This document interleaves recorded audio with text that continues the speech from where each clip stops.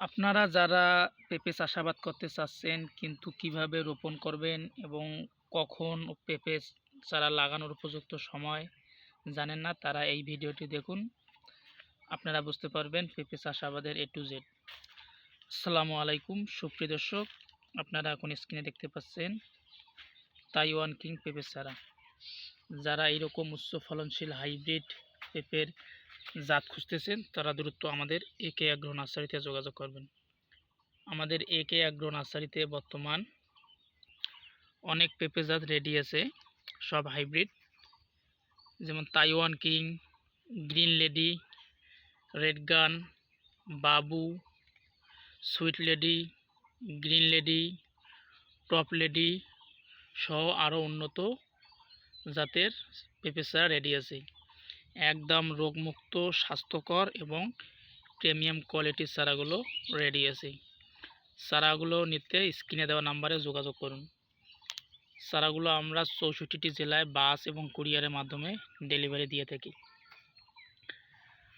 পেঁপে চাষাবাদের উপযুক্ত সময় হলো জানুয়ারি থেকে ফেব্রুয়ারি এবং জুন থেকে জুলাই। এই সময় পেঁপে চারা রোপণ করলে আপনারা ভালো একটা বেনিফিট পাবেন পেঁপে চারার বা আপনার বাগান থেকে। কারণ এই সময় আপনার পেঁপের দাম অতিরিক্ত থাকে এবং ফলনও প্রচুর পাওয়া যায়। এই জন্য এই সময় সবাই পেঁপে চাষাবাদ করে। কিন্তু এই সময় আরেকটি সমস্যা, আপনারা যাদের নিচু জমিতে পেঁপে চারা রোপণ করেন আপনাদের একটা সমস্যার সাথে সম্মুখীন হতে হয়। সেটা হলো আপনার জমিতে পর্যাপ্ত পরিমাণ বৃষ্টি হলে আপনার গাছের মধ্যে মানে পানি জমে থাকে। এই পানি জমে থাকলে আপনার পেঁপে গাছের যে নিচের এই যে একটা গোড়া থাকে, এই যে এরকম গোড়া একটা যে থাকে নিচে রোপণ করা, সেইখানে পর্যাপ্ত পরিমাণ পানি থাকার কারণে এই নিচের শিকড়গুলো যে আছে ওগুলো পচানি রোগ ধরে। এই পচানি রোগ হলে তখন আপনার সেই পেঁপের চারাগুলো আস্তে আস্তে ঝিম লেগে মারা যেতে পারে। এই জন্য আপনারা সবসময় পেঁপে চারা যখন লাগাবেন বেডটা উঁচু করবেন এবং পানি নিষ্কাশনের একটা ব্যবস্থা করতে হবে। এই পানি নিষ্কাশনের ব্যবস্থাটা থাকলে আপনার পেঁপের বাগানে কোনো ধরনের সমস্যা হবে না। এই জিনিসগুলো আপনারা খেয়াল রাখবেন। এবং পেঁপে চারা রোপণ করার আগে আপনার যে জমিটা নির্বাচন করবেন, জমিটা উঁচু হবে এবং যখন জমিটা চাষ দেবেন, চাষ করার পর যেন চাষটা আপনার 3 থেকে 4টি চাষ দেবেন, যাতে আপনার মাটিগুলো ঝুরঝুরা হয়, তখন আপনার কোনো ধরনের সমস্যা হবে না। এবং না হলে ছত্রাকনাশক কিছু পোকামাকড় আছে, এগুলো আক্রমণ করলে আপনার পেঁপের বাগানের সমস্যা হতে পারে। এই যে আপনাদের যে ছত্রাকনাশক কিছু পোকা আছে, এই যে আপনার পাতার মধ্যে ছত্রাকনাশক পোকাগুলো আক্রমণ করবে।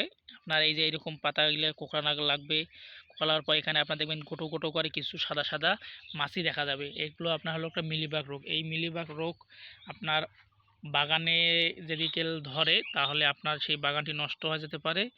এজন্য আপনি তখন কি করবেন, আপনার হয়তো গাছটা কেটে ফেলা উচিত, না হলে গাছের যে পাতাগুলো আছে পাতাগুলো ঝরে দেওয়া উচিত।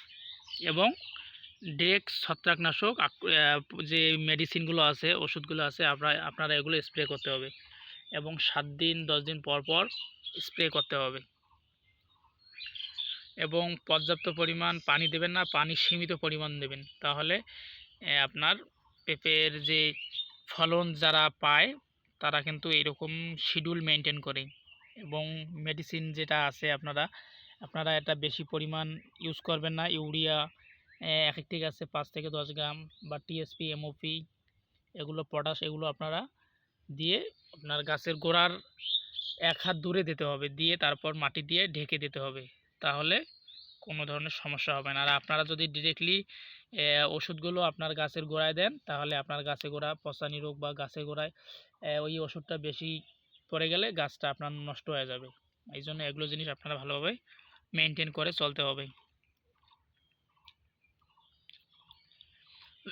আর আপনারা আরেকটা জিনিস, আপনারা যখন পেঁপের চারা রোপণ করবেন 10 দিন 12 দিন পর, মানে চারাটা যখন একটু লম্বা হবে, মানে মাটিতে মানিয়ে নেবে, তখন আপনারা একটা ছত্রাকনাশক পোকা ম্যানকোজেব বা কার্বনডাজিম এগুলো মারি দেবেন। এবং তারপর যখন আপনার গাছে দেখবেন ফুল আসতেছে বা ফুল ঝরে যাচ্ছে, তখন আপনারা কি করবেন, তখন আপনারা ব্রোন মারি দেবেন এবং পটাশ অতিরিক্ত পরিমাণ দেবেন। তাহলে আপনার গাছের ফুল ঝরা কমবে, প্লাস ফুল যে ধরবে সেই ফুল ধরাও হারটা বেশি বাড়বে। তাহলে আপনার পেঁপে গাছে অনেকগুলো করে ফুল ধরবে। আপনারা এগুলো জিনিস মেনটেন করবেন, তাহলে ভালো একটা রেজাল্ট পাবেন আপনার সেই বাগান থেকে। আপনারা যারা চারা ক্রয় করতে চাচ্ছেন তারা আমাদের একে অ্যাগ্রো নার্সারিতে এখন অনেক চারা রেডি আছে। চারাগুলো ক্রয় করতে স্ক্রিনে দেওয়া নম্বরে যোগাযোগ করুন এবং কৃষি বিষয়ক ভিডিও পেতে আমাদের একে অ্যাগ্রো ইউটিউব চ্যানেল এবং ফেসবুক পেজের সাথে থাকুন। ধন্যবাদ।